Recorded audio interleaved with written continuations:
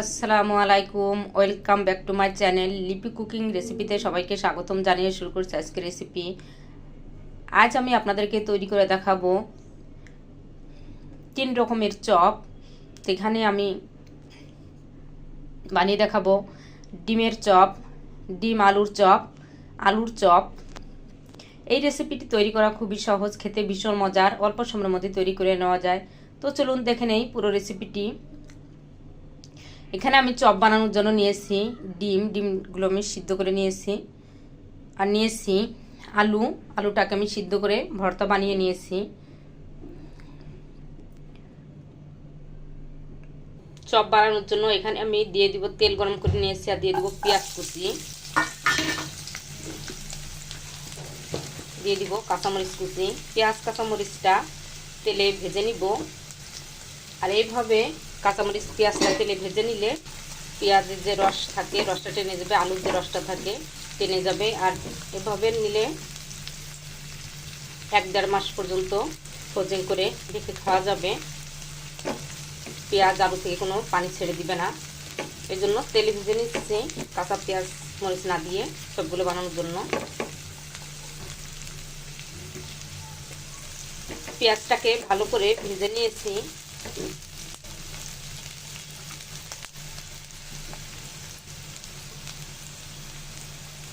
এখন দিয়ে দিব 1/2 চামচ হলুদের গুঁড়া, 1/2 চামচ মরিচের গুঁড়া, 1/2 চামচ ভাজা জিরার গুঁড়া, 1/2 চামচ ধনিয়া গুঁড়া, 1/2 চামচ গরম মশলার গুঁড়া,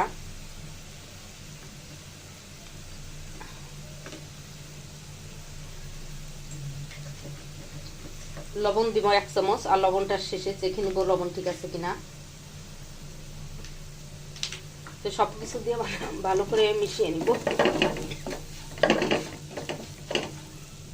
আলুগুলো দিয়ে দিব, আলুগুলো দিয়ে ভালো করে মশলার সাথে মিশিয়ে নেব, আর ভালো করে নাড়াচাড়া দিয়ে মিশিয়ে নেব জাল দিয়ে, যাতে আলুর যে একটা রস সেই রসটা না থাকে। জাল দিয়ে ভালো করে মিশিয়ে নিয়েছি, আলুর কোনো রস নেই। এখন দিয়ে দিব 1 চামচ ঘি, আর ঘিটা দিলে ফ্লেভারটাও ভালো আসে, খেতেও ভালো লাগে। আলুর মধ্যে দিয়ে দেবো ধনিয়া পাতা, দিয়ে দিব শুকনো মরিচ ভেজে গুঁড়ো করে নিয়েছি চিলি ফ্লেক্স। তো শুকনো মরিচের গুঁড়া দিব 1/2 চামচ। এখন সব কিছু দিয়ে ভালো করে মিশিয়ে নিব, আর ঘিটা অবশ্যই দেওয়ার চেষ্টা করবেন, ঘিটা দিলে খেতে ভালো লাগে, ফ্লেভারটাও ভালো আসে। হয়ে গেছে আমার পুরটা রেডি। আর এইভাবে প্যান থেকে ছেড়ে আসলে বোঝা যাবে যে আলুতে কোনো পানি নেই। তো এখন আমি বানিয়ে দেখাবো আলুর চপ, ডিমের চপ, ডিম আলুর চপ।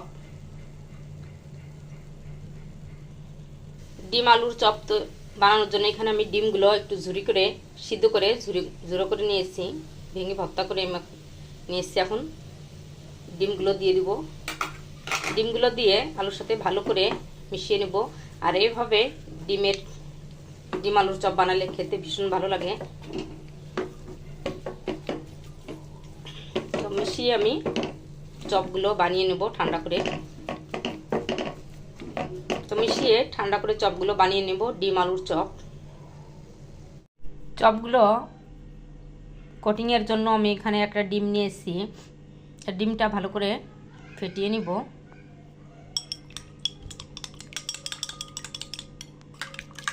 তো ডিমটা ভালো করে ফেটিয়ে নিয়েছি। এখানে দিয়ে দিব আমি দুধ 2-3 টেবিল চামচ। তো আপনার চাইলে এখানে 2টা ডিম দিলে আর দুধ দেওয়া লাগবে না, এজন্য দিব 1 চামচ ময়দাটা দিয়েও ভালো করে ফেটিয়ে নিব, গুলিয়ে নিব ময়দা, আর দিয়ে দিব সামান্য লবণ দিয়ে ভালো করে ফেটিয়ে নিব। তো ভালো করে কোটিংয়ের জন্য গুলিয়ে নিয়েছি, একটা গোলা বানিয়ে নিয়েছি। এখন বানিয়ে নিব ডিমের চপ। তো এখানে ডিমগুলো আমি সিদ্ধ করে অর্ধেক করে কেটে নিয়েছি, আস্তেও নিতে পারেন। আবার একটা ডিম 4 ভাগ করে নিতে পারেন। তো আপনাদের পছন্দ মতো আপনার ডিমগুলো সাইজ করে কেটে নেবেন।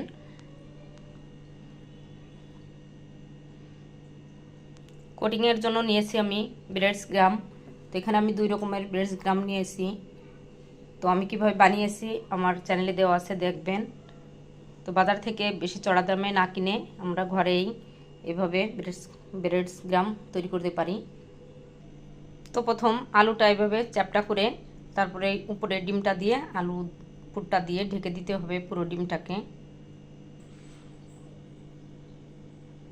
তো এভাবে আমি পুরো ডিমটাকে ঢেকে দিব আলুর পুর দিয়ে। আর আমি লম্বা করে বানিয়ে নেব চপগুলো। ডিমের চপগুলো বানিয়ে নিয়েছি। এখন ডিমের চপগুলো কোটিংয়ের জন্য নিয়েছি আমি ময়দা গড়িয়ে নিব। আর এভাবে ময়দায় গড়িয়ে নিলে এই চপগুলো ভাঙার ভয় থাকে না। প্রথমে আমি ময়দা গড়িয়ে নিব। ময়দায় গড়িয়ে এখন দিয়ে দিব যে গোলাটা আমি বানিয়ে রেখেছিলাম ডিমের সেগুলোর মধ্যে এভাবে গড়িয়ে নিব।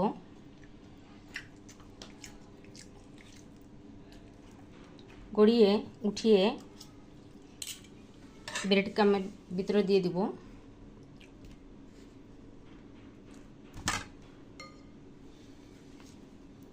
দিয়ে ভালো করে গড়িয়ে নিব। তো ডিমের চুবিয়ে ব্রেড ক্রামের ভিতরে ভালো করে এভাবে গড়িয়ে নিব। সব জায়গায় ভালো করে মিশিয়ে নিব। তো ভালো করে এভাবে গড়িয়ে মিশিয়ে নিয়েছি। তো হয়ে গেল আমার একটা তৈরি আলুর চপ। এভাবে আমি সবগুলো একটা ডিমের চপ আমি এভাবে ব্যাটারে গড়িয়ে নিব। নিয়ে ব্রেড ক্রামের ভিতরে এভাবে ভালো করে মাখিয়ে নিব, কোনো জায়গা বাদ না থাকে, ফাঁকা না থাকে। তো ভালো করে চেপে চেপে এভাবে মিশিয়ে নিতে হবে। তো এখানে আমি ব্রেড ক্রাম নিয়েছি লাল সাদা 2 রকমের। তো আমি বাসায় বানিয়েছি। আমি 2 রকমের ব্রেড ক্রাম দিয়ে গড়িয়ে নিয়েছি ডিম চপগুলো। এখানে সাদা আর হলো অরেঞ্জ কালার। এখন আমি ডিপ ফ্রিজে 1 ঘন্টা রেখে দিয়ে তারপর একটা এয়ারটাইট বক্সের করে একটার পর একটা রেখে দিয়ে ঢাকনা দিয়ে আটকিয়ে রেখে দিব। তো এইভাবে রেখে দিলে 1-2 মাস পর্যন্ত ভালো থাকে, যেহেতু সামনে রমজান মাস। তো এইভাবে আমরা বানিয়ে ফ্রিজের সংরক্ষণ করে রেখে দিতে পারি। ফ্রিজ থেকে নামিয়ে ভেজে নিলে হয়ে যাবে ডিমের চপ। তো আশা করি আমার রেসিপিটি আপনাদের কাছে ভালো লাগবে আর আপনারা বাসায় ট্রাই করবেন। আর কেমন হলো আমাকে কমেন্টস করে জানাবেন।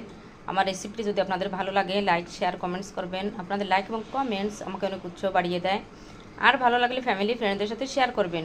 আর আমার চ্যানেলটি যদি সাবস্ক্রাইব না করে থাকেন এখনই করে ফেলুন। আর হ্যাঁ, সাবস্ক্রাইব করতে ভুলবেন না। আমার ফেসবুক পেজটি ফলো করে লাইক দিয়ে সাথে থাকবেন। সবাই ভালো থাকবেন।